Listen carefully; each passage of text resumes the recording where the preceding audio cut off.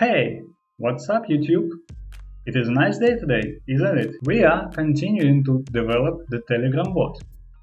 We finished basic part in previous video. Now our bot can distinguish different messages in the chat. Therefore, now we need to add some business logic to our application, and after that the job is done. So we are almost there.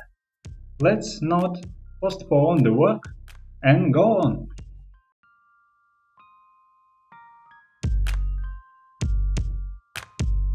We have got a user ID number from Telegram, so we can use it and create a new user for the project. When the user opens the bot first time, there is only one button available. That's why we can be sure that the first message from the new user will be start. Therefore, we have to check if the user exists or not when we have got the start message. Fortunately, we already have a user model and a migration. I just made a few changes.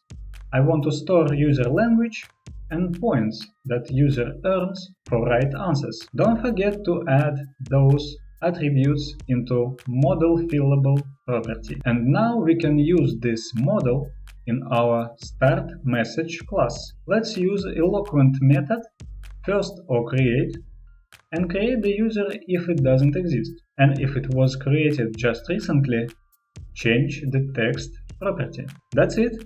Now, when a new user pushes a start button, our application checks if the user exists and creates new user in database if it doesn't.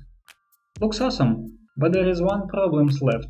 We need to make artisan create new table in database. Do you remember when we did first project I used PHP admin to create database? Now I don't want to use it, so let's find another way. And frankly, we have already done this method.